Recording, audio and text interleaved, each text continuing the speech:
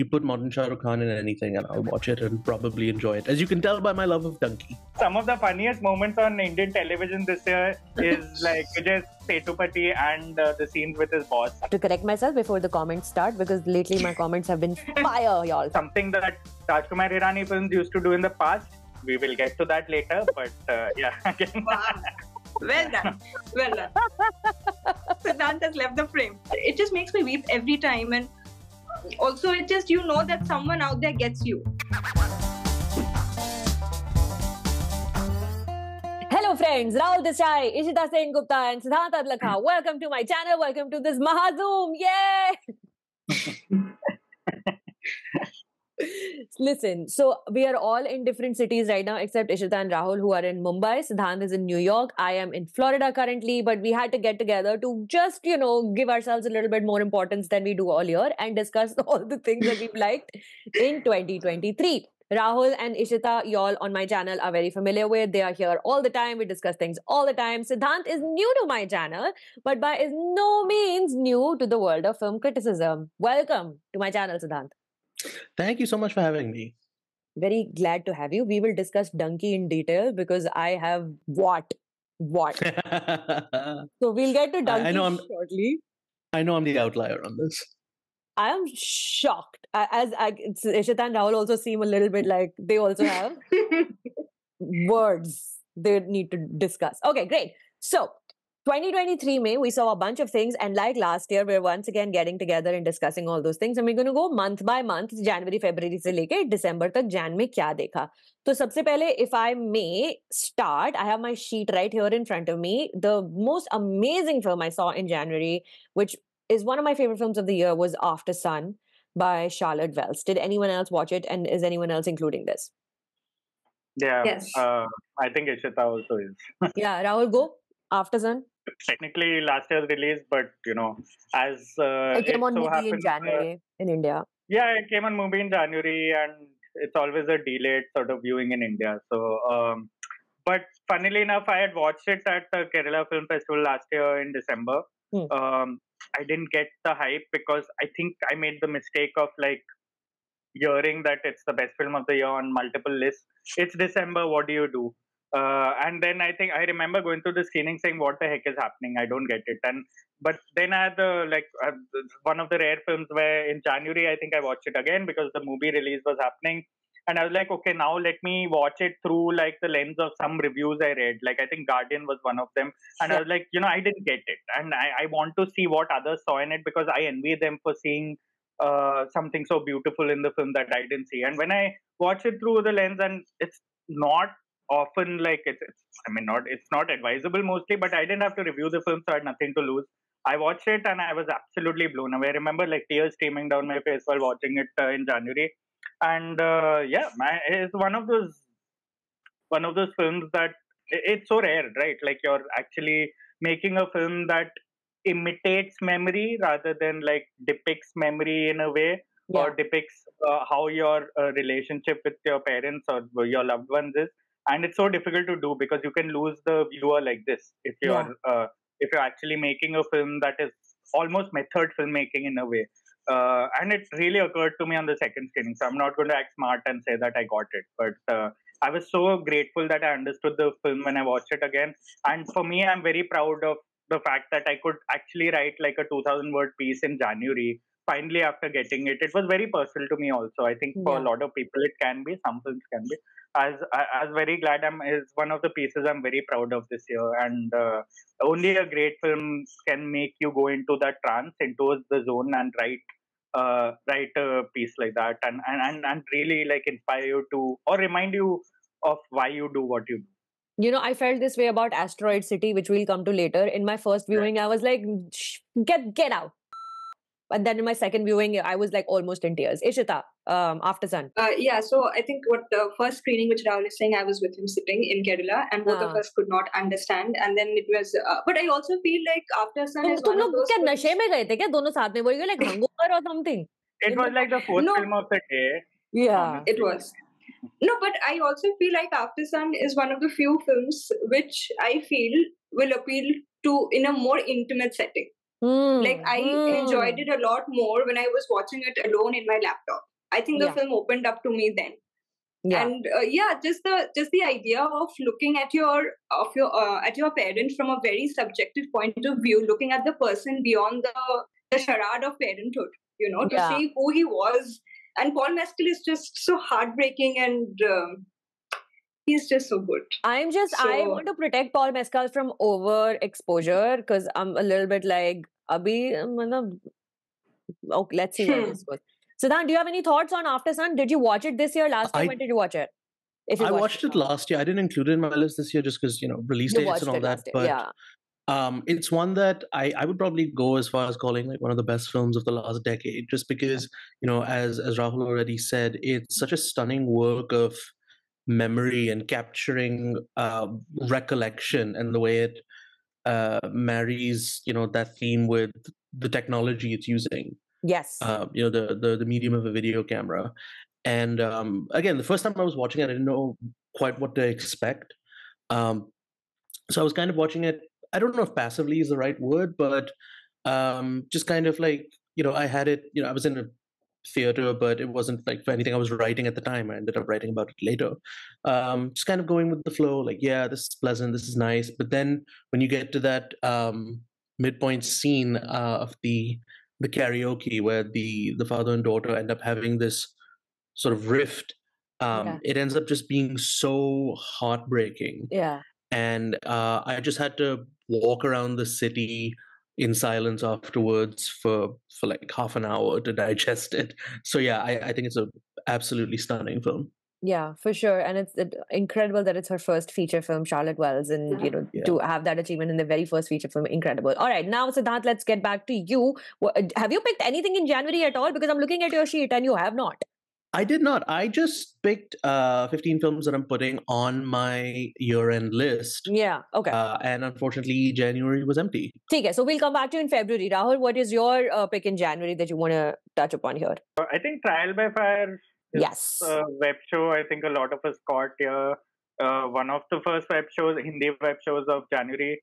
Rachi Deshpande, stunning performance. One of probably the best of the year as far as Hindi storytelling across mediums is concerned. Absolutely.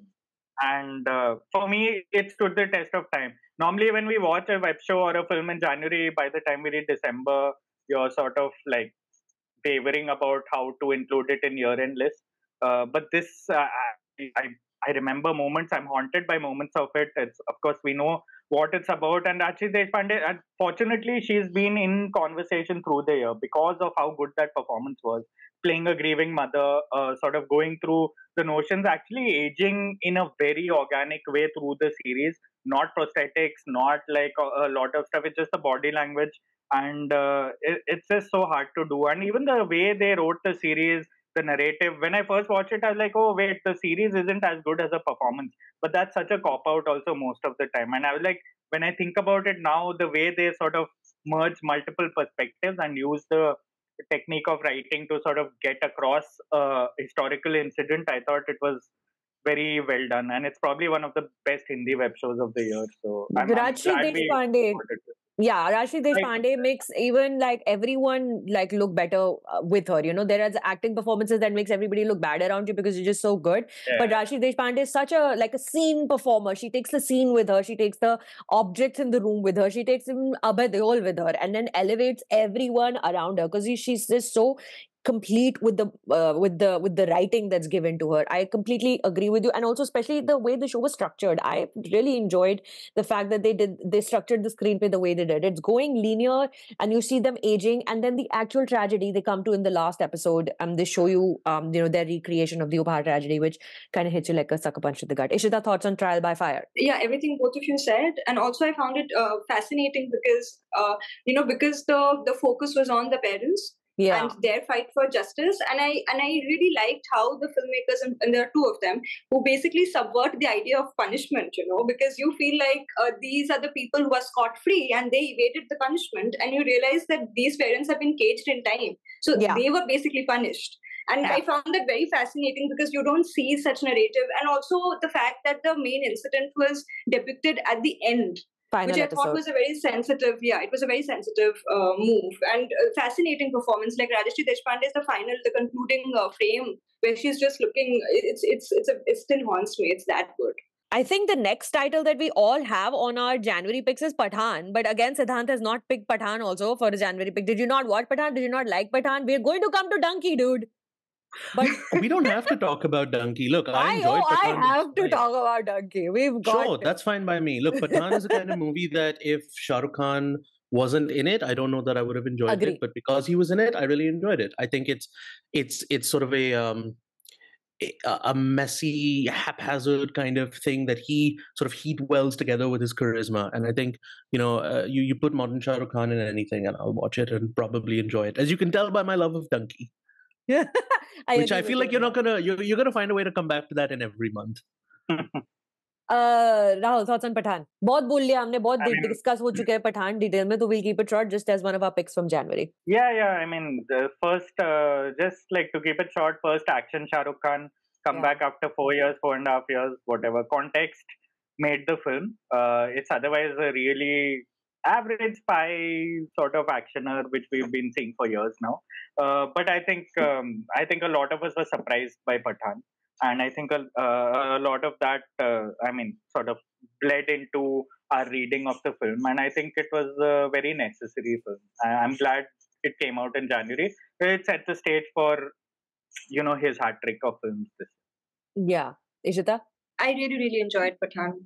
I mean, I think the fact that everything that Shah Rukh stands for right now is so much in public domain that it was waiting to happen. The explosion was waiting to happen. So it was a very nice way of Shah Rukh basically coming back. But I also feel it was a more politically correct film at that time because there was a villain who was Hindu, and I think it did kind of smart things. I agree with Siddhant. It was haphazard. It's like one twist away from like a race.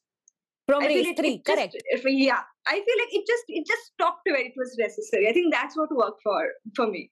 Yeah. And, again, the context was different. Shah Rukh Khan had not been seen in a while, and he was just coming back from this, personal tiffs with systems, and all of us, people, I guess, just wanted like a beacon of hope to see like Shah Rukh Khan is there. It's a ritual to see Shah Rukh Khan on screen, spread his arms and be like, come, I will take you in my arms. So it just comes across as a beacon of hope. You see like, okay, he's here, I'm going to go hug him. And that worked in the movie's favor more than anything else. Now, the next film that all of us have, and I have it later because I watched it later, but Rahul and Ishita have is Joyland. Siddhant, I know you're a Joyland fan as well. So how about you start, Siddhant, about Joyland? I know you watched it pehle, so that's why probably you've not included here right now. Yeah, pretty much. I think Joyland it's such a gentle film, despite the kind of tragedy it ends up depicting. It's, for those who don't know, it's about a married man who ends up falling for a trans woman who's a dancer, and it's this film that kind of rubs shoulders with the confines of masculinity and of cultural expectation. And I think the entire presentation of it is so dreamlike, but always in a realistic grounding. It kind of, exudes joy in a very realistic way. Because, every moment of joy or happiness in the film, it constantly feels in danger, which is, again, realistic, but at the same time, it sort of elevates the moments that do feel kind of exuberant as well. Yeah. Saim Sadiq, again, is a first-time feature filmmaker. He made a short film, which is, starring some of the same actors. And then that was like kind of when I spoke with him about this, and he said, I wanted to make the feature, but the budgets we had was to make the short. So we made the short, which is exactly the same story. And then we got the budgets, and then we made the film. Some films are so hyped and so talked about and so traveled all over the world in various festivals, etc., etc. People are like, maybe it's like, but then this is one of those films that fully lives up to the hype and then some. Nothing could have, all the reviews that I read and all the chatter about Joyland I read, it didn't prepare me for the moving experience of watching the film. And I hosted not a Q&A, but like a kind of a movie club afternoon here in Washington, D.C. at the Smithsonian Asian Arts Museum. They screened Joyland. And then about 200 people showed up to watch the film. And then every single person stayed back to discuss the film immediately after the film was over. Because it wasn't like I was having a Q&A with Saim Sadiq, but it was just me talking about the film. Saim sent a message on text that I read out to everybody. But like 200 people stayed back to talk about the film. There was a woman from Islamabad who said she watched a different cut in Pakistan. Different scenes in Pakistan. Some scenes were cut out, some scenes were not there. And she's watching the film in a completely different light now. So it's a moving experience for everyone who watches it. Rahul, you're on mute. Unmute yourself and talk about Joyland, please. Yeah, I was. Joyland. I watched it a bit late, but like I watched it at a festival in January, and I was. I mean, it's one of the tricky things about watching a film that you heard so much about, just like Aftersun, was that a lot of baggage came with it, and I'm like, it's one of my first Pakistani films in a long time, and I have no idea what to expect. I love the way Joyland really uses our sort of perception of what an underdog love story can be. Because as Siddhant mentioned, like the thing between a married man and a trans woman would actually be the centerpiece of a lot of films, especially from South Asia. And I love the fact that his wife, who is almost sort of almost a sibling in a way to him because of the patriarchal household they live in, was given great focus throughout the film, and the film almost sort of ended with that. And the shifting of perspectives I found very interesting. It was almost like a tiff between two kinds of love stories. The one is sort of almost an arranged marriage. One is like the love story we see in films that we've grown up on, like these heady romances against all the odds. And that absolutely arrested me. It's just one of those hypnotic films that I won't forget anytime. Definitely on my best films list, not just of the year, but I would say of like the last 10 years coming from this side of the world. Ishita, before we wrap up January, final thoughts on Joyland. Yeah, I feel like, as Rahul said, when the premise is that of a married man falling for a trans woman, you feel that the narrative centerpiece, and that the film will talk about desire. I feel Joyland for me was about belonging, and the fact that it's so difficult to belong with where every person has labels attached to it. The fact that no one emerges as a winner. And that I found fascinating, like how he completely takes our perception towards it and changes it. So I think that, like, for me, Joyland was about the tragedy of belonging in a world where the walls are very thin. Like, you can't fit in no matter how much you try. Yeah, and what a fantastic cast he put together. Ek to Ali Junejo, I think, is very hot. Upar se Alina Khan also, like, and she's never acted before. Like, Alina Khan's never acted. She's not done anything. She did the short film that Sam made, and then she helms this big film that's going to Cannes and everything. So, more power to Sam, and I hope that he manages to make more films, the kind of films that he wants to make. Siddhant, now we're going to start with you, buddy. Let us go to February. Talk to me. Sure. The one film I have done in February is a small little Finnish film called The Blind Man Who Did Not Want to See Titanic, which is about a blind man who does not want to see Titanic. I mean, it's about much more than that. The lead actor is a blind gentleman with MS, and he uses a wheelchair. And the film, it starts out as this sweet little romantic movie about this guy who's confined to his home and has a long distance relationship with a terminally ill woman a few towns over. But it turns into almost a sort of a propulsive thriller because it becomes about him trying to make his way to her. And I think what works most about it is that the director, Timo Nikki, he tethers us to the lead character's perspective. The film is made up almost entirely of close-ups of the lead actor in soft focus, and everything else is out of focus. So all you see is his expression. And the only time it breaks away from that is when you see him navigating through touch and, interpreting things through texture. And so it really locks you into his perspective and his emotions, and in the process kind of creates a new cinematic language for how we depict and interpret disability as well. The Blind Man Who Did Not Want to See Titanic. Now, did you watch it on a streaming platform, at a film festival, a theatrical? It actually got a small theatrical release here in New York for about a week. And I think I may have been like one of two people in the theater, but it eventually did release on a couple of streaming platforms. Tubi, Freevee, and Fandor, which sound fake, but they're all real. Tubi is very real. I like Tubi. Now, for my February, this is one rare film that got a mention last year as well, and it's going to get a mention this year as well. It's going to be All That Breeds, only because it got a very small window of release in India earlier in February, even though this film has been doing the rounds, and we spoke about it already in our last year's roundtable, so I'm not going to go into it. But I want to start by Shaunak Sen's All That Breeds because it got a small streaming release in India earlier this year, and then went on to get nominated at the Oscars. The next one is Farzi, that I think all three of us have on our. Farzi was a streaming show that came on Amazon Prime, right? Prime Video. Yeah. Prime Video. All right, Rahul, why did you pick Farzi? It's a Raj and DK show that starred Shahid Kapoor and a bunch of other actors. It was about a bunch of people trying to make a life in a big city like Bombay, and one of the mediums they use is fake money. It's as good a Raj and DK show that can be. Especially after Family Man, there's a lot of expectations, and they made two shows this year, which is they are very prolific as Guns and Gulabs also. Yeah. How they do that. Yeah, Guns and Gulabs also, which was fairly hit and miss. But it's just impossible to not watch their show and not enjoy it. Like at times, and Farzi, I know there was a lot of mixed feelings towards it when it came out. I remember, but I don't. I didn't see. I really this was the shared universe I wanted, with Family Man. Vijay Sethupathiy's character as a cop, sharing it with Manoj Bajpayee in Family Man.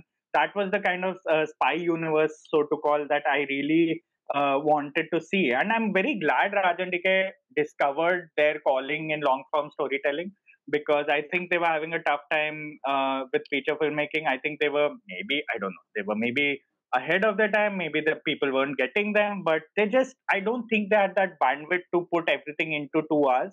And I think ever since they've taken to streaming, it's been, I think I've enjoyed their shows more than anyone else. And I'm glad, because they've raised the bar in terms of crime shows, crime comedies, crime dramedies, whatever you want to call it. It's not an easy genre to conquer, and it's difficult to keep the audience perpetually hooked on. And I remember I still go back to a lot of scenes from the show just for laughs, especially Zakir Hussain scenes with Vijay Sethupathi. Really, some of the funniest moments on Indian television this year is Vijay Sethupathi and the scenes with his boss Zakir Hussain. It's just great acting. Also, to see Sethupathi defy authority, to laugh in the face of a minister in front of him, is just such a joy. It's such a deep joy in my soul. Ishita, thoughts on Farzi? And then I will let you discuss the next film that is on your list. Farzi. Yeah, so I think a lot of joy I derive from watching a Raj and DK show is the casting. Yeah. And the little moments that they just create, and you realize how good they are when you watch another show and you see another filmmaker in a long form trying hard, but it's just not falling into place. And there are so many moments in Farzi which I just go back to, as Rahul said, because they are so damn funny and inventive. You don't realize that they could make something out of this, of a minister and a cop, a drunk cop, basically giving cussing each other over phone, and it's just a hilarious moment. I think the perfect comic timing. His comic timing is just too good. Chef's kiss. Yeah. The next film on your list is also on my list and Rahul's list, Ishita. So I will let you start with the next one. Dhuin, I think I watched it at intro दे दे यार film का लोग देख रहे हैं जिनको नहीं पता क्या चीज है. I was buying time because it's a little foggy in my head because I watched it last year. Okay, at least for context, Achal Mishra is an indie filmmaker. This is his second feature, if I'm not. Gamak Ghar was the first one. Gamak was the first one, which was already just such a sensational film. And then his follow-up feature is Dhuin, which is on all our lists. It released on Mubi in February. Thanks for Mubi's existence in India. Ishita, Dhuin. Foggy, yeah. I take the film as foggy in your mind. It's called Dhuin, so it may as well be foggy. It was not intentional, guys. So it is about this. It's about this guy in Darbhanga who aspires to be an actor, but of course his world is Darbhanga, so he only imagines what Bombay would be, and he has people from the city come and tell stories of the place. So he also he has built it up in his head of and he has hyped it up in his head. Yeah. But so Dhuin is basically about an artist, an actor caught between his vocation and the trying condition at his home. The fact that his father has lost his job, and he has to find money, and he's also a young man, so he obviously the guy Pankaj has to fend for his house. I think what really worked for me in Dhuin is just the compassion and the very cruelty with which he stages scenes, like when we all imagine ourselves to be better than who we are, right? So I think Pankaj also imagined himself to be a better actor than all these people who came from Bombay. And there is a scene when they're all sitting and they start talking about filmmakers who has not heard. Yeah. And the camera just stays on his face, and you realize it feels like someone has punched him. Yeah. And you want to, like, every time I watch that scene, I want to look away because I feel I have intruded into a very private moment. Yeah. And it's been staged in a Maidan where people are learning how to drive cars. And in the background, you can see people learning how to drive cars while these people are having a conversation about leaving Darbhanga. So it's like, wo gaadi chalana seekh raha, but wo gaadi chala ke kahin jayenge nahi. This person, Pankaj is never leaving Darbhanga because he's just not as good an actor as he thinks he is. Yeah. The fact that there's this airport and the flight, and you realize that there are all these modes of him to leave the city, but he's like indefinitely tied to it. Like he will never be able to leave. I find Achal Mishra's Gamak Ghar to be a very good companion piece to Aftersun, because both these films are about somebody looking back at their childhood through like photos or videos, and then kind of as an adult looking. So I found that both of them were good companion pieces to each other. Rahul, thoughts on Dhuin before we move on to March? Dhuin I watched like a couple of years ago when it was doing the festival rounds.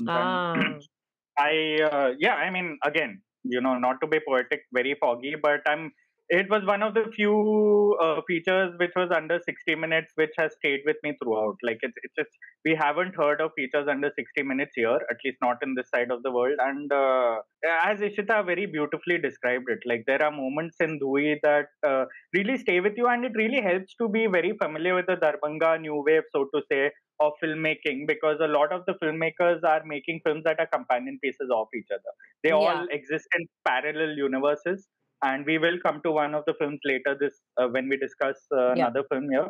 But I love that all the filmmakers are so associative in terms of like what they are talking about, and making us very familiar with their with the environment they've grown up in and the relationship with the big city. So I'm glad we are watching these films.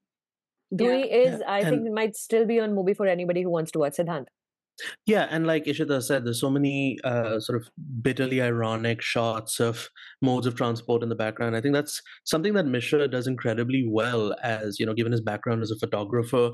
He has this impeccable eye for staging. Yeah. And the shots seem to last as long as they do, so that you can get a sense of not just the character and the performance, but his relationship to the world around him. And I think that's something that he manages to do so well in 50 minutes, what a lot of filmmakers can't even do in 3 hours. Yeah.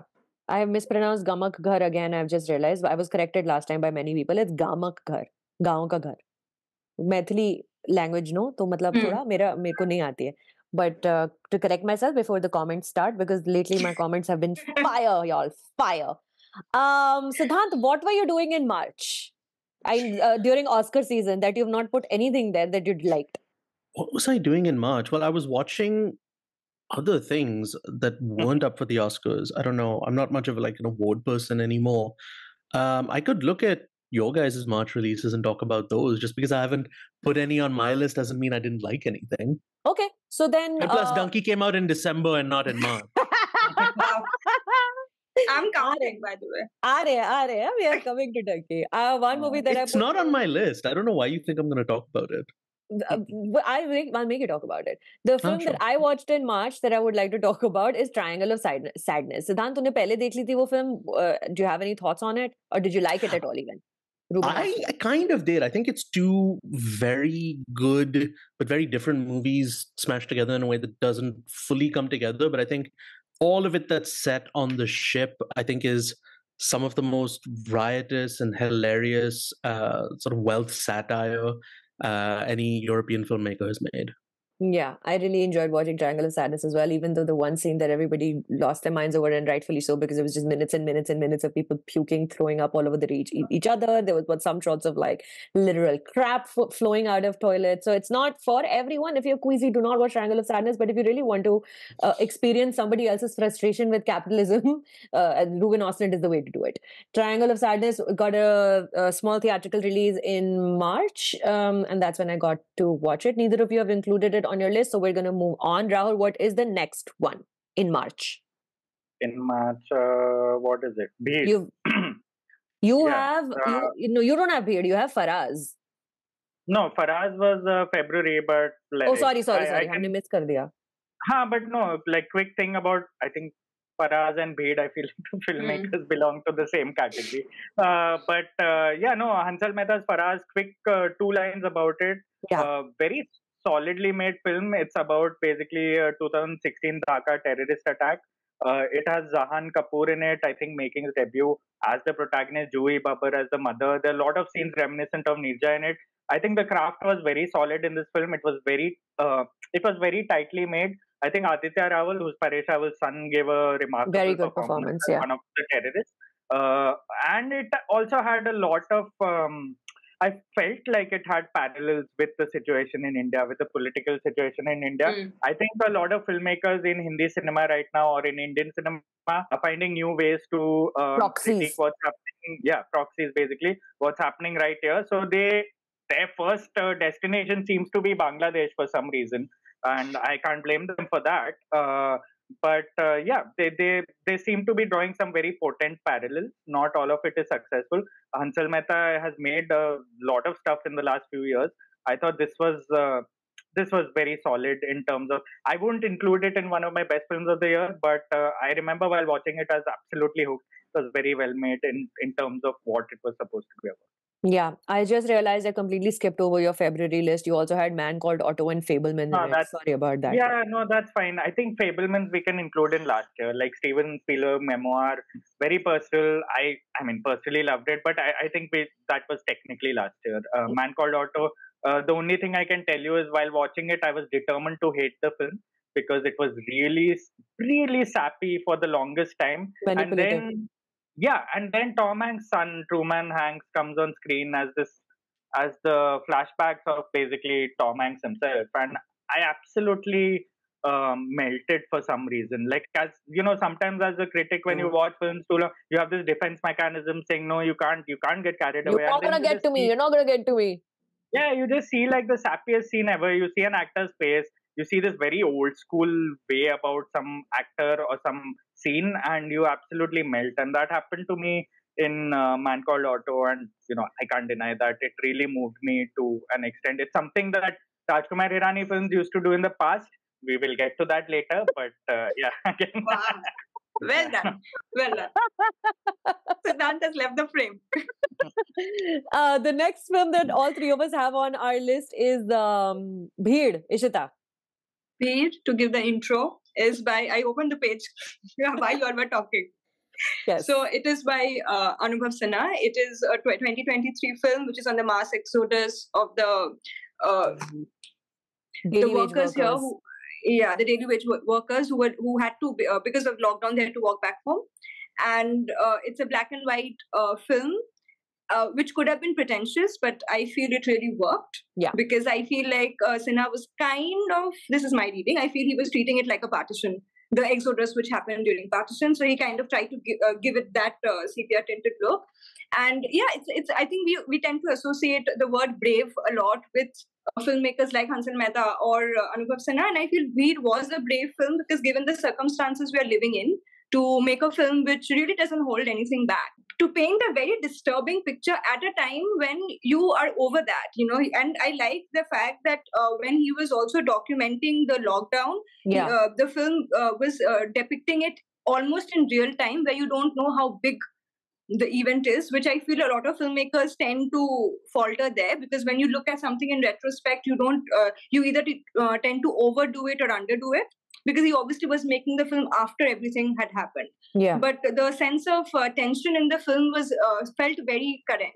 Yeah. Like, you almost like it kind of gave you new information as it unfolded. And very good performances. I feel like Rajkumar Rao was very, very good. Bhumi was very good. And Pankaj Kapoor. Pankaj Kapoor, yes. I really liked the fact that this film was just set in the one day when the lockdown has begun. It doesn't go into the second day even. It is literally the first day. The lockdown has begun. The states have just closed their borders and people are arriving from various cities full in buses, and they are suddenly stopped at this checkpoint where this police officer who has just gotten a promotion in his job is suddenly tasked with pushing these people back, but also feeling like, but these are my people, these are from my town, I need to let them in, but then my new job asks me to not let them in. And then his girlfriend is a first responder, she's a nurse, so neither of them know what is going to happen tomorrow, forget the next one whole year. We don't even know if these people are going to actually survive the pandemic, because so many first responders, when there was such little information about COVID, got sick, lost their lives. And I like that Anubhav Sinha just keeps it limited to that. It's not like I faulted Anik for being too preachy, and some Anubhav Sinha films can get too preachy, but Bheed was not preachy. It was just taking a look at journalists, nurses and police officers suddenly tasked with humanity versus job when the system was directing you to do something else and your heart was directing you to do something else. Rahul, thoughts on Bheed? Bheed, no, I agree with both of you. Very effective film when I saw it, and totally agree about the black and white part. The Anubhav Sinha films tend to sort of really be on the border for me. I absolutely disliked Anek, and I wasn't expecting much from this. But as Ishita mentioned, I think it did a very good job of staying in the moment, and not acting like it already knew what happened in the pandemic. So props to the cast for that, and props to the production for that. Like it's a very good. Of all the films to come out about the exodus of daily wage workers, I think Bheed, because it's on Netflix, so I'm going to count it as mainstream Hindi cinema. There was another short film, and I know, Rahul, you wrote about it as well, and we watched it at the Critic Guild Award last year, 7-star Dinosaur Entertainment. Just a random plug-in for a short film. I think it might be available to watch online, I'm not sure. It's on Hotstar, I think. Yeah. Two guys who lived in the big city as people who dressed up as dinosaurs, who went to birthday parties and other events, and suddenly as the lockdown happened, how it impacted their lives. It's a very short film. It's extremely moving. They make the trip from the city back to their hometown wearing the dinosaur costumes. It wrecked me. So if you have the opportunity, please watch 7-star Dinosaur Entertainment as well. Now we're going to come... Siddhant, yes. I like Bheed as well. I just didn't have as extensive a list as you folks. I apologize.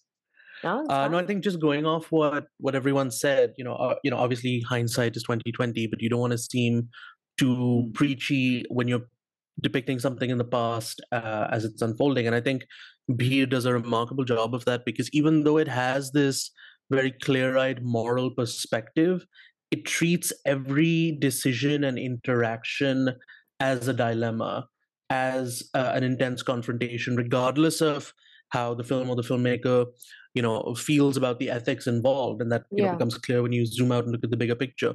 But everything feels like it's the most, vital debate that's happening in the moment, whether or not the characters are right or wrong.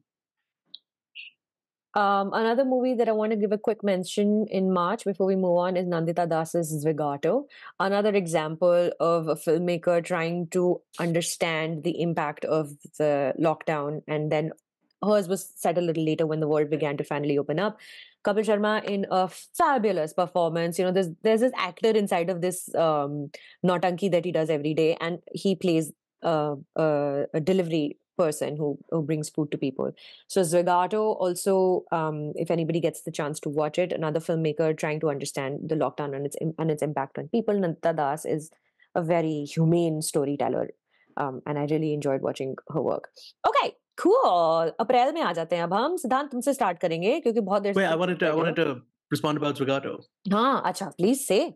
Sorry, I should have just copied what because how am I supposed to know you watched Zwigato or whatever? I'll just raise my hand very sheepishly. Yes, talk about Zwigato. First of all, justice for Zwigato. Where is it? Why is it not streaming anywhere? What the hell? And she did she went to TIFF with it, right? It premiered at TIFF, if I'm not mistaken. Yeah. And oh god, it's such a wonderful film. And like you said, Kapil Sharma is great, and it tells the story of a food app delivery driver, hence the name Swiggy, Zomato, whatever. Tomato, yeah.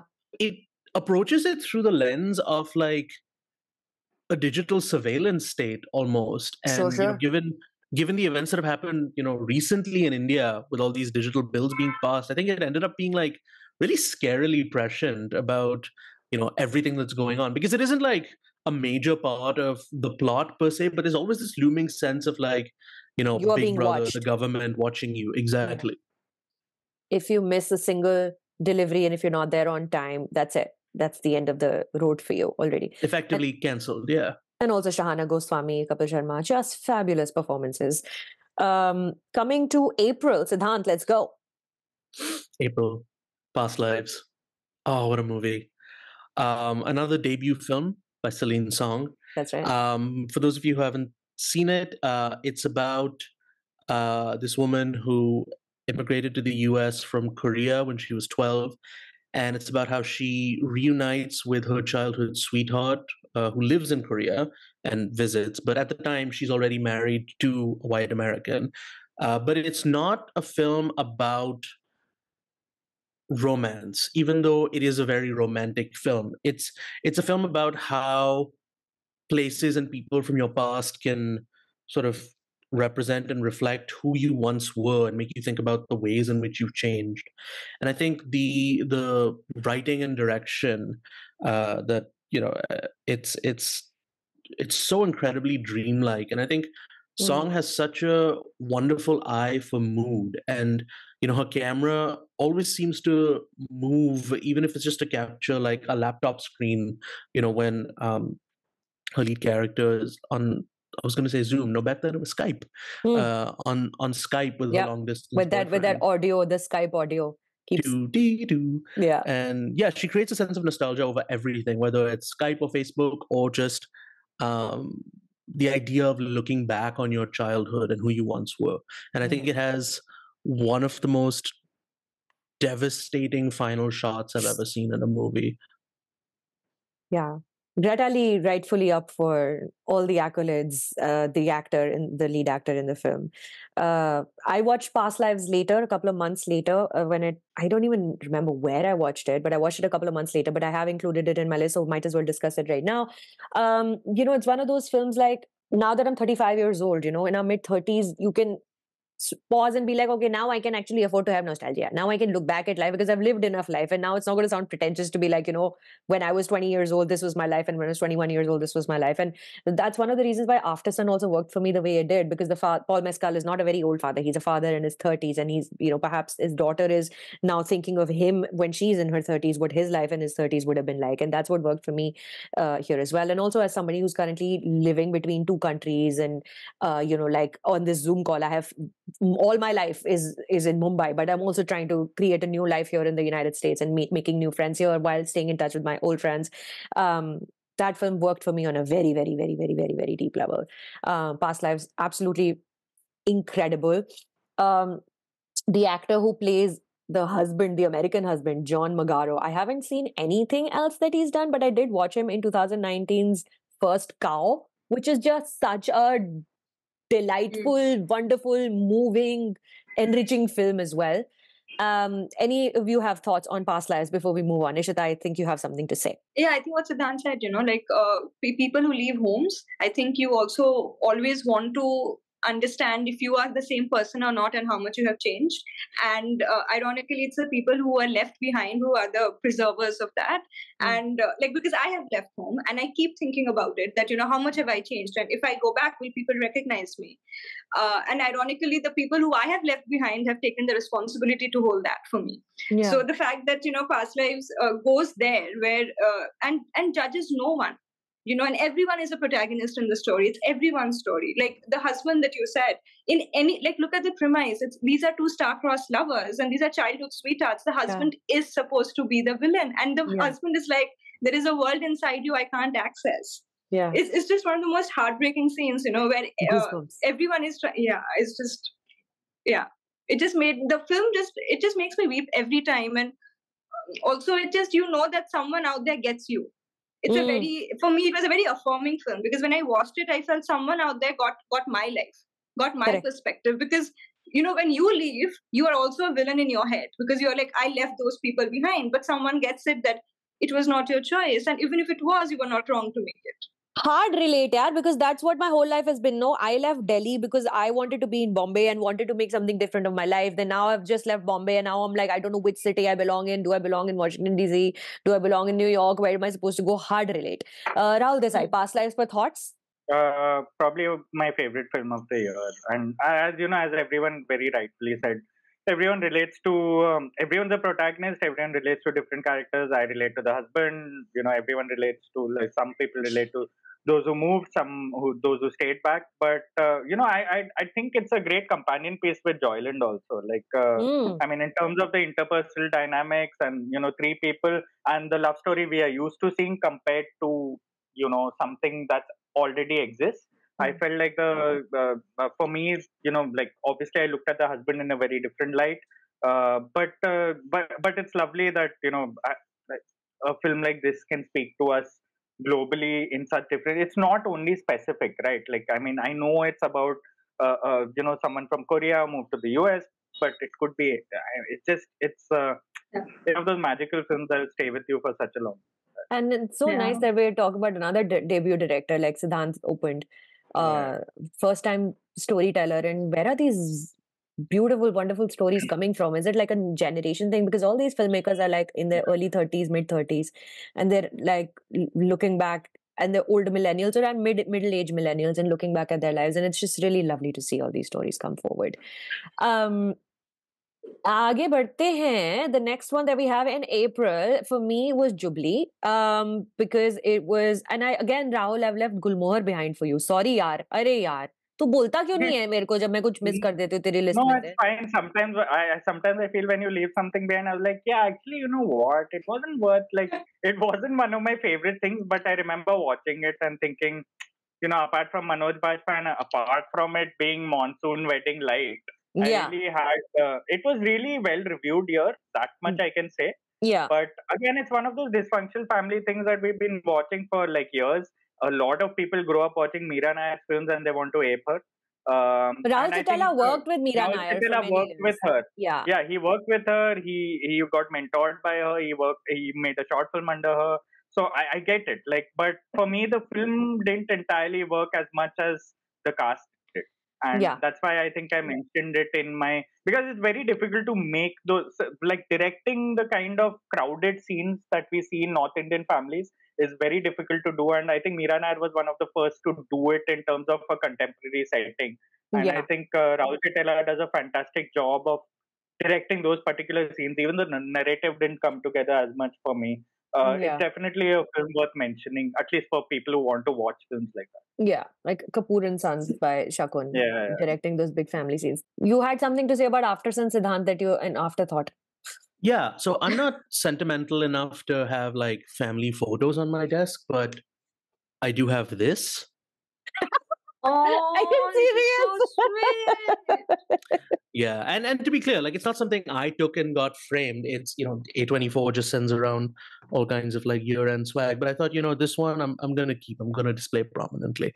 You know, this reminds me of one time when I had some friends over a long time ago, and I was I purchased like some random photo frames, and I was there to put photos in them. When there were these random white people in those photo frames, and they were just sitting on my desk. And someone actually came and thought that it was Dan's family, and they were like, "Who is this? Is this Dan's sister? This is Dan's brother? This is Dan's mother?" Like, reverse racism. It's like white people. A24 has a habit of sending around photo frames. This year they sent me like Elvis and Priscilla. And I'm like, I don't really want to put that on display. This was not the happiest of marriages. I want to get on these PR lists soon enough. Okay, Ji. Now moving on, we were talking about, we are in April. We've already discussed March, right? We're done with March. Okay. The first thing I want to discuss in April on my list is Jubilee. I really enjoyed watching the series. It was a really fun time. Vikramaditya Mudvane's series. Great actors. How they managed to put together a show where Apaar Shakti Khurrana is the leading actor, which was just like not something that I would have put on my bingo card.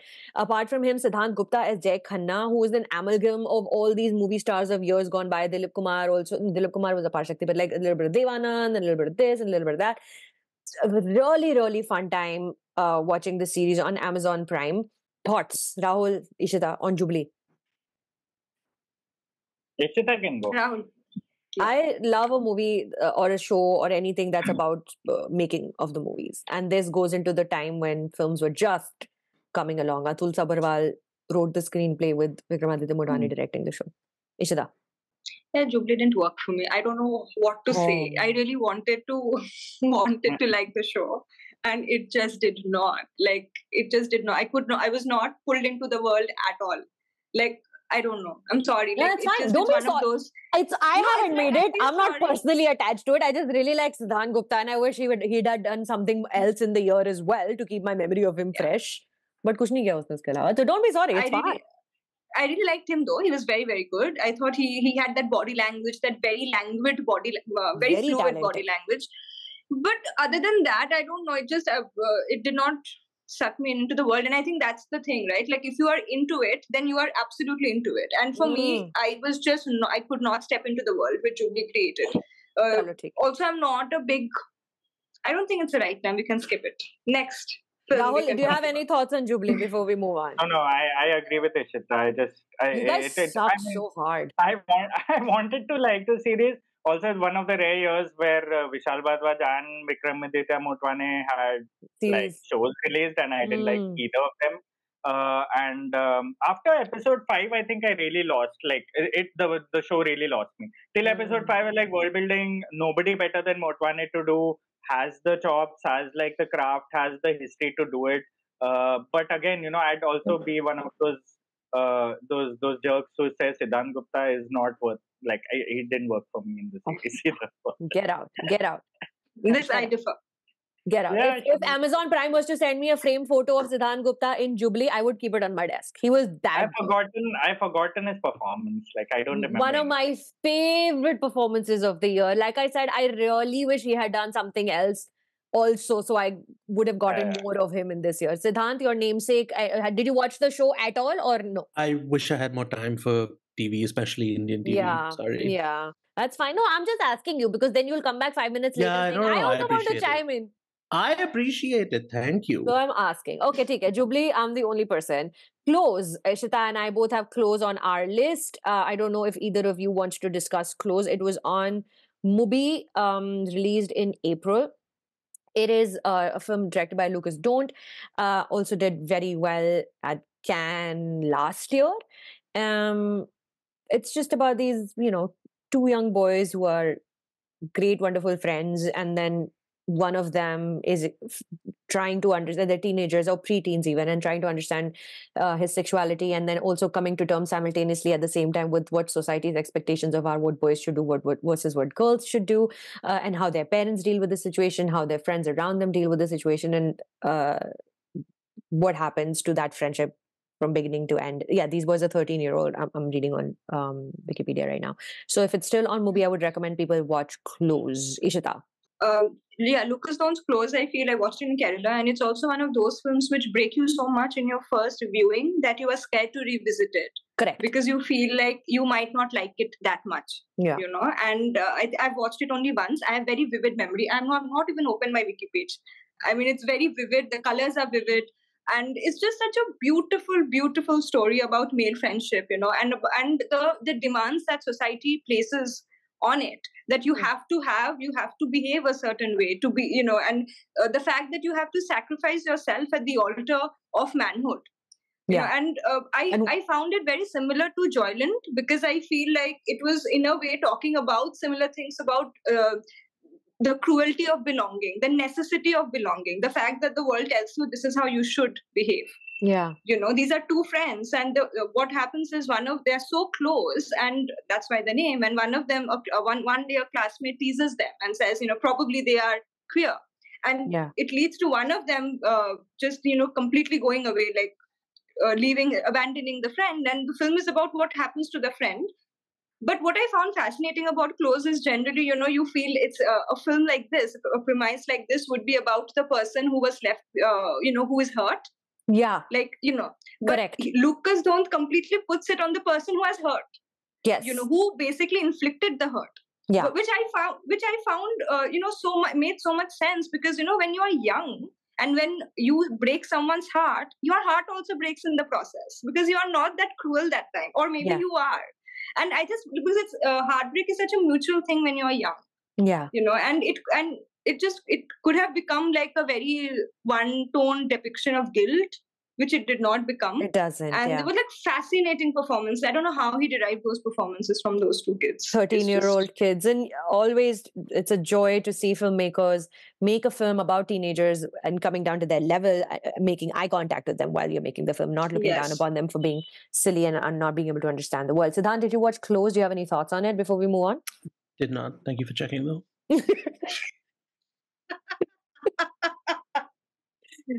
Okay, bro. Just being nice. Achha, I wasn't being sarcastic. What the hell? Acha, theek hai. Rahul, do you have thoughts on Close, or should we move on to the next one? No. I just love listening about people talk about Close, because same, like I agree with everything you all said. Whatever Ishita said, I think she is the best person to talk about this, because she loved this film. It was her favorite film of last year. And I agree with that. The next one we all have on our list is The Song of Scorpions. A little bit of context here. This was the last film Irfan ever appeared in. Irfan Khan. It was made in 2017 and finally got a theatrical release in India in 2023, 5 or 6 years after it was supposed to come out. It stars Gulshifteh Farhani as Nuran and Irfan Khan as Adam. It's a Rajasthani film, but it's made by Anup Singh, but it's like a French production, right? Mm-hmm. Yeah. And to see Gulshifteh Farhani talk in Rajasthani was just like, wow, what can't she do? Amazing. And Irfan Khan has been gone for many years, and it was just to see him come back on screen, and one of the most incredible performances that he's done in his career was just such a gift. It was a gift to watch The Song of Scorpions. Rahul? Song of Scorpions we've been hearing about for a while, because it's been made, I think, for like close to 5 or 6 years before it released in theaters. And I'm glad it did, because it was technically Irfan's last theatrical release.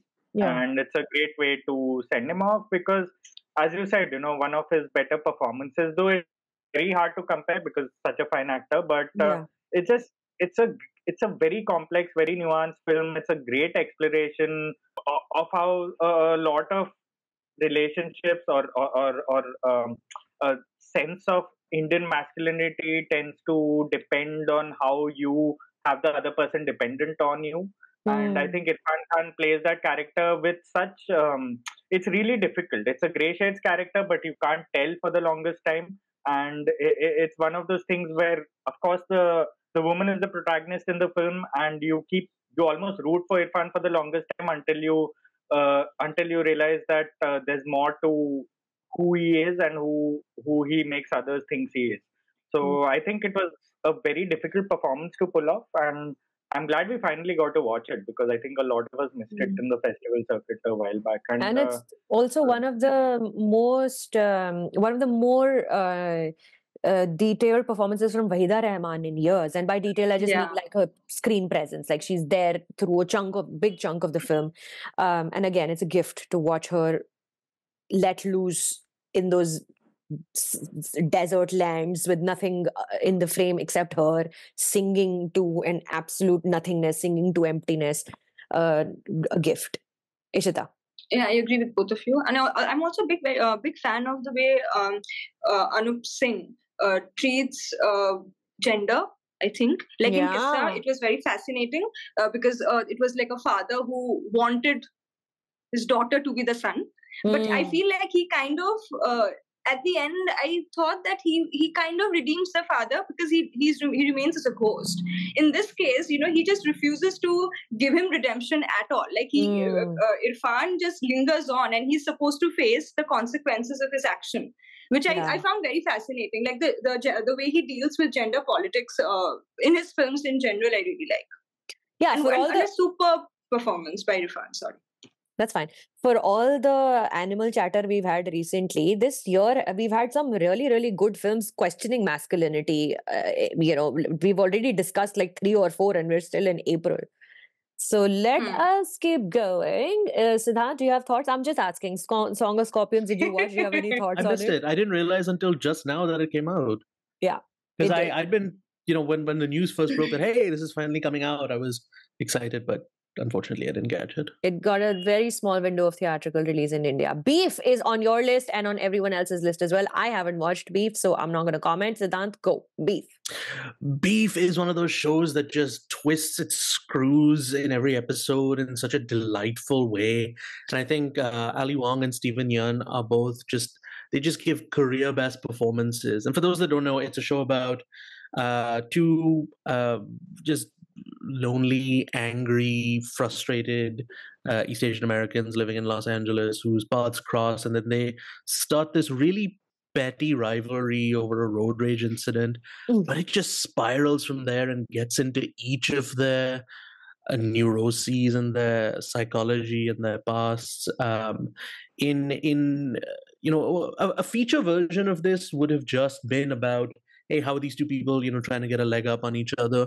But because this goes on as long as it does, I believe it's 8 episodes on Netflix, it allows them the room to breathe as performers in a way that I don't think I've seen anything else do, especially from Steven Yeun, who's just devastating in some of the scenes he's in. Rahul. It's so funny, too. Beef. Beef.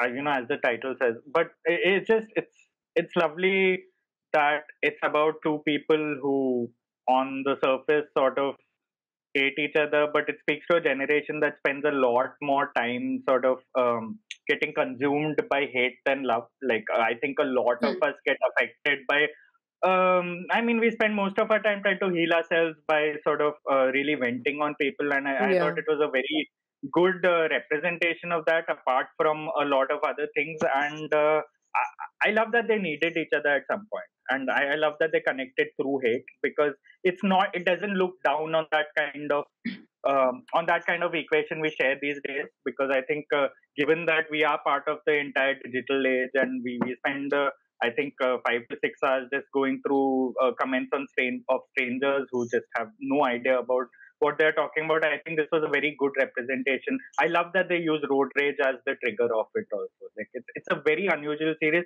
As Siddhant said, you have no idea. Like it's so twisted. You have no idea where it's heading at the beginning or the end of every episode. So it was very satisfying to watch. It was therapeutic also. And just going off Rahul's, sorry, go ahead. Go ahead. No, go ahead, please. And just going off Rahul's point about, our generation, living in the digital age, even though this show takes place entirely in, the real world, so to speak, minus a few bits that happen online, it is a very online show in the way that, these two characters, they cross paths briefly, they see maybe 5% of each other at most on their worst day. And then they, from there, think they can extrapolate the other 95% of who this person is and then project onto them this image. And that's just what being online is like. Yeah. Ishita? Yeah, I think both of them covered fairly Beef for me. Okay, done. Very good. I like this girl. Very good. Before we move on, I think you have John Wick 4 that you want to add, Siddhant. Yeah, because I saw it on someone else's Rahul list, also has John Wick 4. Rahul, go ahead if you like. Siddhant can go ahead. I'll just... Siddhant, you start. Then we'll go to Rahul. Well, I liked but didn't love 2 and 3.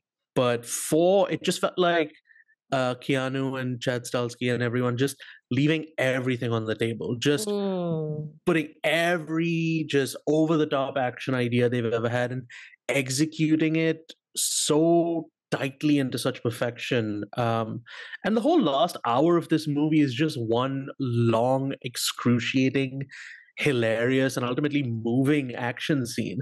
Whether it's this chase around the roundabout where these guys are dodging cars, or just some of the most entertaining and wince-inducing just falls I've seen in all of cinema. Whether it's Scott Adkins plummeting headfirst from a balcony, or just Keanu just tumbling down what seems like an impossibly long staircase. And I think every action scene in this feels inventive and propulsive, and I think it's such a delight from start to finish. Yeah, very few films, especially action films, genre films, change the way you look at a place. And for me, this film has done that with Paris, because I look at, there's no way that last hour that Siddhant was talking about, I was like, there's no way I imagine the city like that. That staircase we've seen in multiple films over the years. A lot of us have gone there. We've climbed it to Montmartre, and it's one of those things that when you manage to change your entire sort of perception of such a famous place, especially with the kind of film you're making, the fourth film of a franchise which is very famous. And I agree with Siddhant about 2 and 3 really didn't work for me as much as, say, the first one did. It's really difficult to come back and make a film so moving, so funny. And for me, it ended up being a film about grief. It ended up being a film about so many things. It depends on what you want to project as well. And it was beyond the action, beyond the style. I think it was one of my favorite action films of the year, and this is despite Shah Rukh Khan's innings in India right now. And what a daring and audacious thing to just steal the most famous cut in all of cinema from Lawrence of Arabia and just do it. I haven't watched the film, so I have no context on this cut from Lawrence of Arabia, but I fully trust the two of you, and I agree. Great film. To start off May, one of the most incredibly funny and just delightful women telling women stories film is Polite Society. Again, we have another directorial debut by Nida Manzoor. It stars Priya Kansara, Ritu Arya, and Nimra Bhucha. Just incredible performances about these two sisters, and it goes into sci-fi, and it also talks about patriarchy and customs in British Pakistani families, and then it becomes an action film at some point. I loved how bonkers this movie is. I want to be friends with Nida Manzoor, who's written this film and then directed these fascinating actors doing these utterly bizarre things. Enjoyed Polite Society very much. Also, as the title suggests, the expectations of women in polite societies are completely stupid, and that is a topic very close to my heart. Ishita, you have Polite Society in your list as well. But yeah, what you said is just absolute bonkers. It just goes everywhere, and a great sibling film also. I feel it was a very apt depiction of the way siblings, two women who are sisters, behave. And I don't think any film has done justice to Maar Dala the way Polite Society has. It's such a whistle-worthy moment, and I was watching it in my laptop. I was covering Sundance Online. It was there last year. And it was an empty room, and I wanted to stand up and clap because it was just such a great moment. Two reimaginations of Sanjay Bhansali songs this year, Maar Dala and Tola Re Rola. And both of them subverting the song on its head. We'll come to that. Polite Society, definitely on my list of my favorite films of the year. The next one is Dahaad, and Ishita also has Dahaad on her list. Rahul does too. Siddhant, I don't know what to... I don't know. You don't watch series, so there was time nahi tha Dahaad dekhne ka. Excel... Succession is there later on, though. Excel and Tiger Baby have had a year. They've released so much stuff, series and movies, and this one was also in parts credit to Zoya Akhtar and Reema Kakti. This film put together a great cast of Saranshi Sinha, Gulshan Devaya, and Vijay Varma, uplifting each other with their acting performances throughout the series. The entire landscape felt authentic. It felt real. It was inspired by a real life true crime story of this cyanide Mohan. This guy who would dupe women into marrying him and then murder them. Held sensitively portrayed. Also talks about the caste system and the caste inequality in India in a way that's not heavily underlined, in a way that's not preachy. Great watch, Dahaad. Rahul. Yeah, except for the final episode, I think it is one of my favorite shows of the year. I think they wrapped things up too fast. The Goa episode. Yeah, they were in a bit of a hurry, and it felt like the last 10 minutes, they were we need to say something very Tiger Baby problem, like we need to like give out a message and whatnot and make Vijay Varma like this guy like that. But I think fantastic performances, great cast. Gulshan Dev is stand out as the good guy. He's just so in good. so many shows. Yeah, he's so multi-layered also, and a lot of us want to imagine we are like that, but even Gulshan Dev is sort of a flawed character in that sense. Vijay Varma, being Vijay Varma, one of the best performances for me of the year again. Yeah. I know it's sort of, he's almost typecast as this person, but I think nobody does it as well as he does. And I think the caste politics, a lot of things were comparatively more subtle than a lot of other Tiger Baby things we've seen this year. Yeah. They have had a prolific year.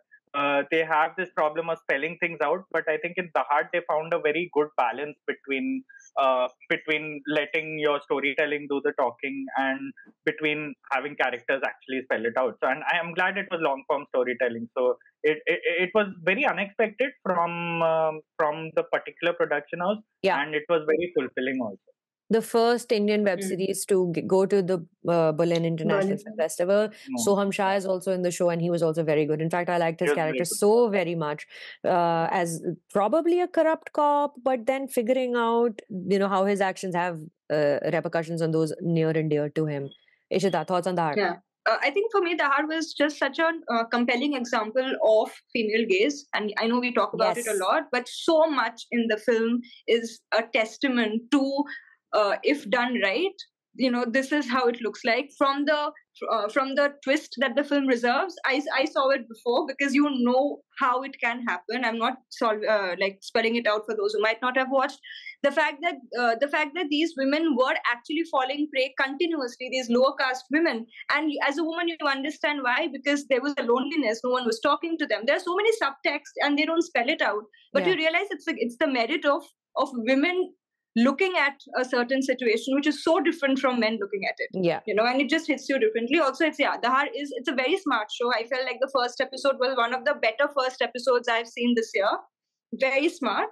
And except barring the last little bit, but I like Vijay Varma a lot. Like if he just recites something in screen, I'll watch that also. Again, it's a story questioning patriarchy and patriarchal norms as we live all around us. Another female director credited for the show is Ruchika Oberoi. So yes, the female. Even Reema Kakti also. Reema Kakti, Ruchika. Correct. Moving on, in May, we've got one more film that's common to the three of us, and then I'm going to let you have a free reign with your Cannes selections, Siddhant. We've got Afwaah, all of us. Sudhir Mishra doesn't make a lot of feature films anymore, so this is him coming back and again telling the story of how lockdown and pandemic have kind of permanently changed the way we live our lives. If Afwaah was more political, it was actually a political, like a politician whose fiance wants to get away from him, and how a writer who lives abroad in America and is visiting India, I'm not recalling it properly, like Nawazuddin Siddiqui's character gets involved in this escape plan where Bhumi Pendkar is just running away, and Sudhir Mishra has something to say and he wants people to listen to him. It's unfortunate that not a lot of people did and not a lot of people watched Afwaah, but I would put it in my best films of the year list for sure. Rahul? Sudhir Mishra, I loved how he made a farce out of the film almost, towards the end. It just felt like we didn't know if the film was being unintentionally funny or actually pretty bad. And I think Nawaz's performance, even though he's being on autopilot for a couple of years now, I thought it was a very interesting performance because he's like this, return from the West, like big shot sort of, who has a very definite idea of the India, a very idealistic idea of how India should operate, and he gets absolutely disillusioned, becomes this honor run character, needs to be hunted down. Very political film. I loved how blatant Sudhir Mishra is. It's like he has no shits to give anymore.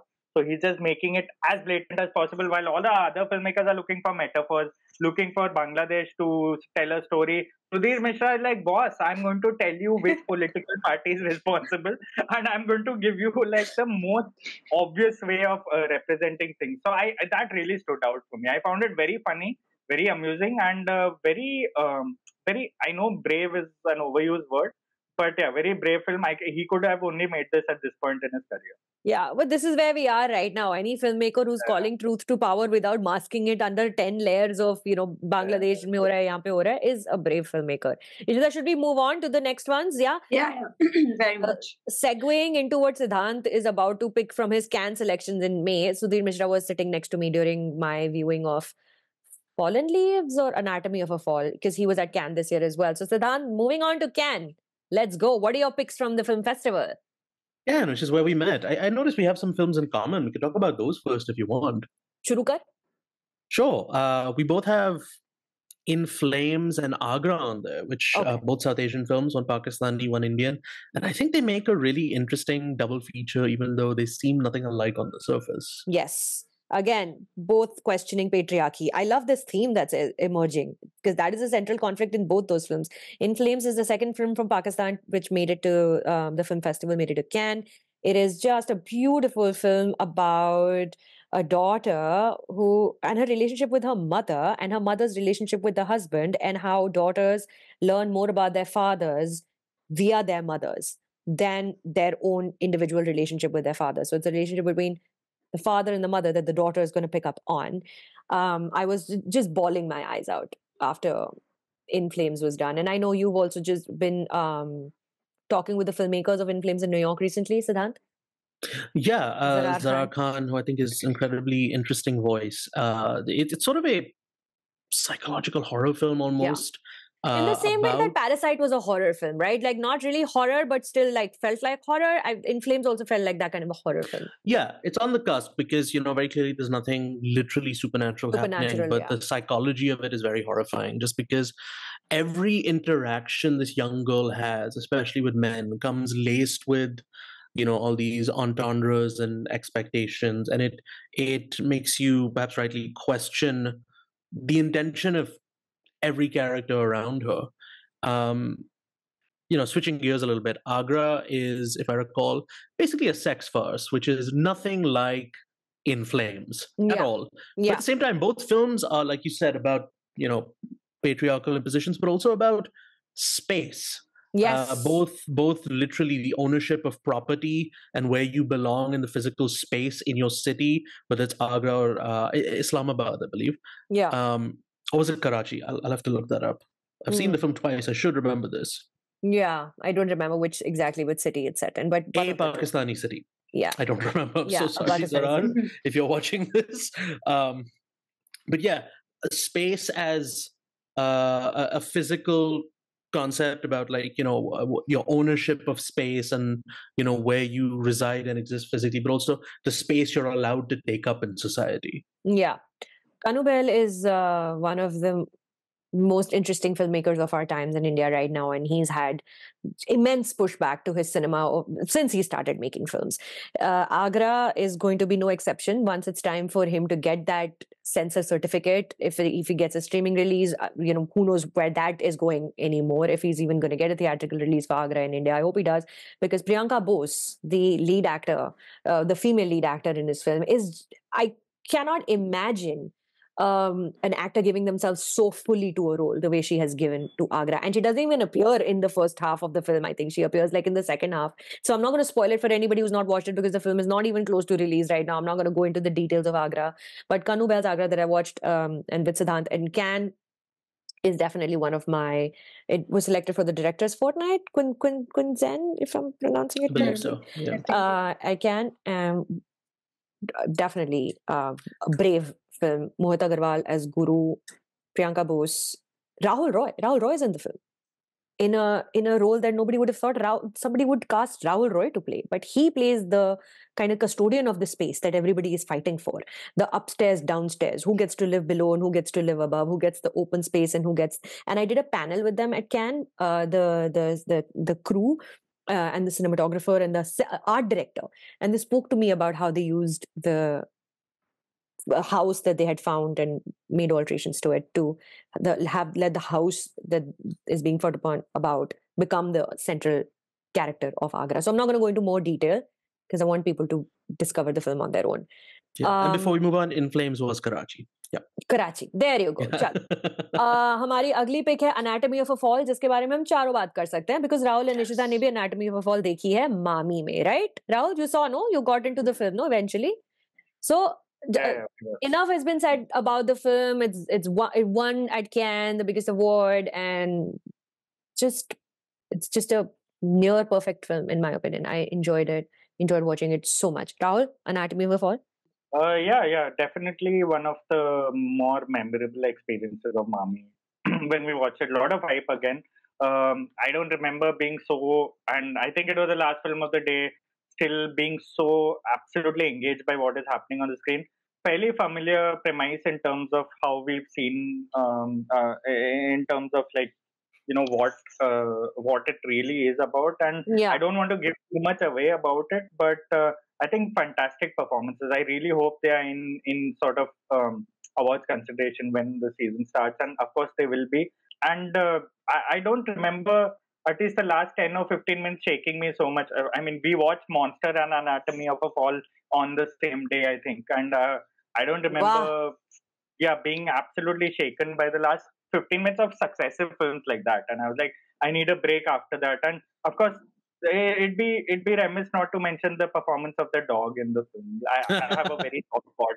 I have a very soft spot for the Palm Dog Award, and it's not just a gimmicky thing, right? They use the device so well, and there's the relationship between the son and the dog that is recalled in flashback at some point, and which makes so much sense in the end. It leads a lot of viewers to sort of also have their own theories about what happened in the end. So I think it's used beautifully, and I think best actor in that film. The comeback of the steel drums.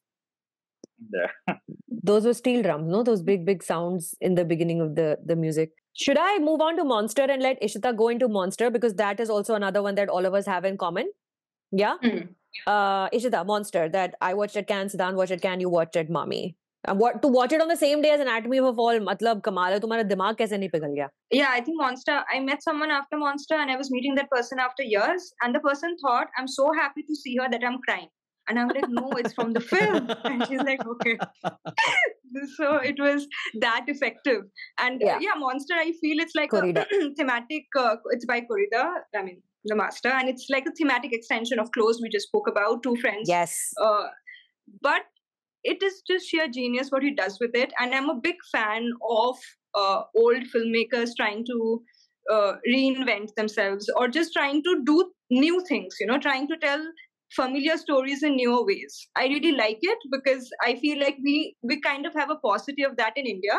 Yeah. Because they don't really keep up with time. But I feel Monster was such a terrific example of Korida not just keeping up with time, but just showing us the way of how to tell a story, and the inventive way to do it. And how, till the third act, you don't even realize what the film is about. And yet by then, you know there are so many stories already. And the little things, the fact that a building was burning that day, and how he uses that as a motive of time. And that's how it all happened that day, and the different perspectives. I'm a big fan of that anyway. Yeah. So it's just one of my most, it's a brutally good film. Yeah, no, it was that experience for me was what Siddhant, you were just earlier talking about another film. I forget which one, because we've talked about so many films already. But like after watching Monster, despite the fact that I was in Cannes and I probably had to run to watch another film and there was no time to even grab a coffee, I felt like I needed to walk around to let the film sink in, to let the last shot of the film sink in. Again, I'm not going to disclose anyone who's not watched Monster, because it hasn't released quite yet.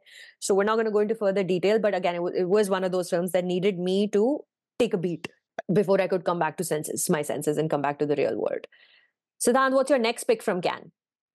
May December, baby. Todd Haynes. So good. You start. India में Netflix पर नहीं आई ना May December, y'all. Really? What a shame. Like, why? Why? It was one of the most hyped purchases at Cannes कि Netflix ने खरीद लिया, इतना million देकर खरीद लिया, पर India में Netflix पर आई ही नहीं. For context, it is inspired by the real life story of many years ago about a teacher who had an illegal relationship with one of her students. She even went to prison. And then when she came out, they were still very much in touch. They got married and had a whole family together. They had children together. And until a couple of years ago, when the woman passed away, I think she had an illness. I think she passed away. Anyway, so that story becomes Todd Haynes's May, December. And ironically, I don't know if it's by design or what, premieres in May at Cannes and gets a Netflix release in December, but not in India. Natalie Portman has this monologue, and Natalie Portman does these things so well, no? Like going into her own head, becoming the character that she is pursuing, and forgetting to blur the lines, getting blurred between who she really is and the character she's playing. So she has this one monologue, which for me is like, ye to isko koi na koi award milna chahiye iske liye, because standing in the bathroom talking to herself. She plays an actress who is playing the role of this teacher in an upcoming film, and the teacher is Julianne Moore, who is she's shadowing Julianne Moore. So it's just a story of like a couple of months that they spent together. Character study, just acting performances for me. Siddhant. Yeah, and a lot of the names and specifics have been changed. So it's not exactly, the real life story. And it becomes like this self-reflexive look at, true crime and voyeurism in the process, because it is told through the eyes mostly of an actress trying to interpret this story. And without really giving too much away, I think it is absolutely a film about these dark and intense subjects like grooming and child predation, but it is so uncomfortably funny. And Todd Haynes is such a master of tone. This is a high wire act of a movie. It is unnerving and it borders on camp at times. And I know a lot of people online have an issue with people referring to May December as campy, but I think it very much straddles that line. And I think Charles Melton, who plays Julianne Moore's much younger husband, is the performance he gives is just so heart-shattering as this man who's clearly in his mid-30s, but everything about him screams, this is a young boy trapped in an adult man's body. He's just this, this guy in Arrested Development. And he's just amazing to watch. A man in his 30s who has adult children. How many times you actually get to see that story and get a director's insight into what it might be like to be that man. So when it does get an Indian release, please, I don't know why Netflix has not released it in India. Definitely it should be on your list. Without giving anything further away, let's move on to How to Have Sex. Ishita, you want to talk about it? You watched it at a film festival in Calcutta recently? Yeah.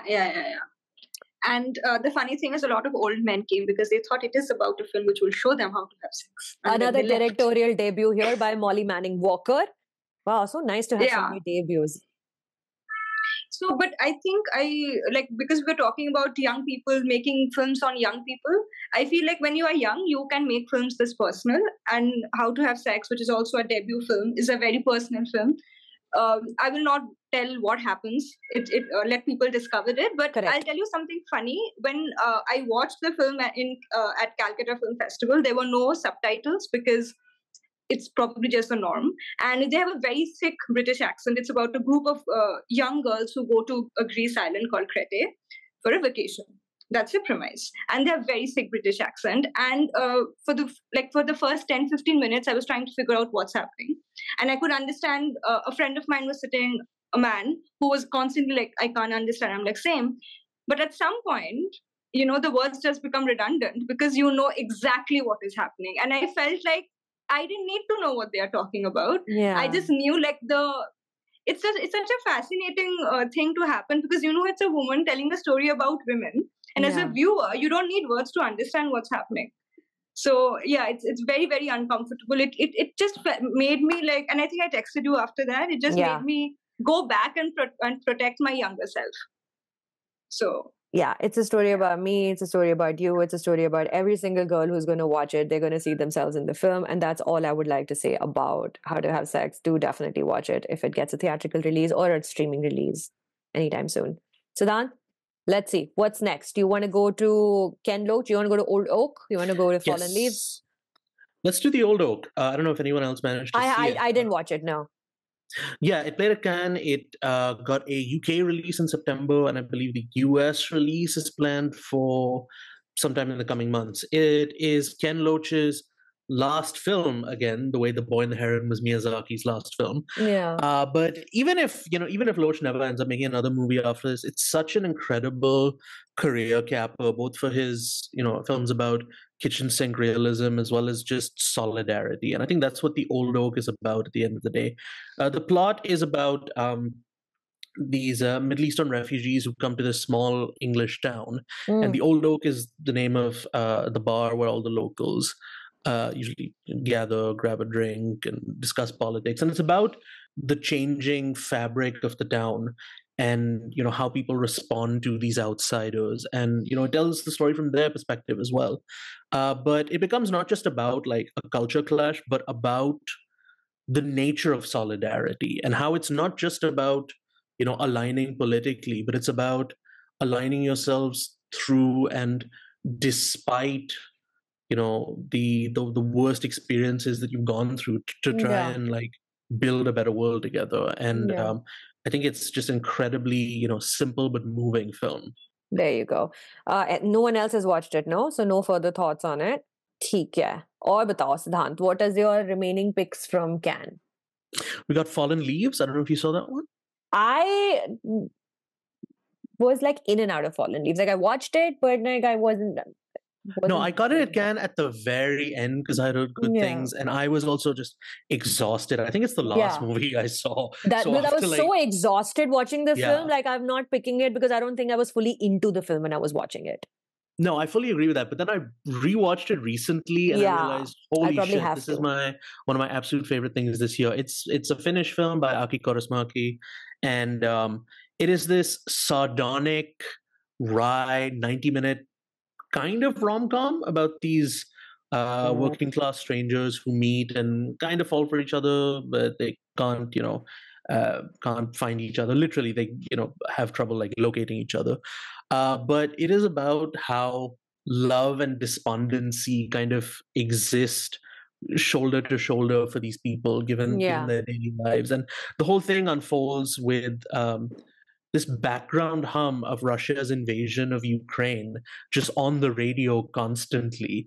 Even though it's not like relevant to the plot, it's just it becomes almost a representation of what it's like to live today. Just to have this constant stream of just depressing news always, and still trying to find something and find someone despite that. It has one of my favorite musical moments of the year as well. Yeah. Rahul, did you watch Fallen Leaves? Yeah, it was funnily my first film of Mami this year. So I was really like absolutely zoned in when I watched it. I was like, it's going to be my first of 30 films. And of course, I didn't end up watching so many films. But no, as Siddhant said, I love the deadpanness of like something like this. It's just something about it. It can seem like if you go wrong, it might seem so artificial. It might seem so gimmicky almost in a way. And I love how they use Finland, or at least like our perception of those countries as this really depressing sort of almost the landscape and the weather and the color tone that we normally see in films like that. I love how they used it to an advantage of, technically what we are seeing is a rom-com. So it really, I didn't have a lot of time to think about it because we are like splitting between films at festivals, but it's one of the films that stayed with me for sure. And it has such charming, sort of very wry and very unassuming performances. And it, I hope to watch it again sometime soon, not in a festival. You have one more pick from Cannes, Siddhant, The Taste of Things. Yes, The Taste of Things, originally called The Pot au Feu. It's by Vietnamese-French director Tran Anh Hung. It stars Juliette Binoche and Benoit Magimel, who were married like 20-something years ago and are no longer. It is maybe the best food movie I've ever seen. Oh. Benoit Magimel plays, I forget his name. Dodin I Buffon. can help you with that. Yes, and Juliette Binoche plays Eugenie, his head chef. Dodin Buffon, yeah. Yes. And so they have this very strong and respectful professional relationship. It's set in, I believe, the late 1800s. And it has just such delectable images of food and the process of making food. It's impossible not to watch this film without getting hungry. but also it has one of the most luminous depictions of romance I've ever seen. It pairs so nicely with Fallen Leaves because it's the complete opposite of what Fallen Leaves is in every way. This is a film that just it glows with sunlight and warmth, not just from windows, but also from steam and food that's cooking, and it's a film that I would call just absolutely radiant. Radiant. Wow. Yeah. The last film that I would like to pick, and I'll talk about it very shortly, is Wes Anderson's Asteroid City in this month. I watched it at Cannes, and again, in my first viewing, I did not understand it because it's a very, very unapproachable film, extremely unapproachable, even by Wes Anderson standards. You do not understand what's going on. You do not understand the linearity or the lack of it, the story within the story, the people, the quirkiness. And this is a story within a story within a story at some points even. So, but then later on, when the film released on streaming and it was available for rent, then I sat down with it, watched it again, and suddenly it became crystal clear. Fully enjoyed Asteroid City. Fun performances, fun premise, and an interesting take on fakeness of people as we present ourselves to each other versus how we present ourselves to ourselves. That wraps up May. I think, Ishita, do you want to add air? Oh, you have, Siddhant. You have one more? I did also see Asteroid City, and I did have one more from Ken. Oh, sorry. Yeah, that's okay. I think Zone of Interest. City, yes. But first, Asteroid City, thought it was absolutely wonderful example of what Wes Anderson does best. And I think the further he's gotten into his career, especially from like Grand Budapest onwards, the more he has sort of self-reflexively started to look at the why of the way he disguises his films and the way he presents them with all this whimsy, because there's such a devastating undercurrent of grief in Asteroid City, and I think it's one that sort of ends up permeating all these storytelling layers in an interesting way as the film goes on. A fun little homage to Satyajit Ray in the film as well. Yes, in the scene where they're all sitting and playing the memory the game. Camera's going around them playing the memory game. Yeah. Zone of Interest. But, yes, one of the absolute best films that I saw at Cannes. Zone of Interest. Hey, if a movie can make me want to throw up, I consider that money and time well spent.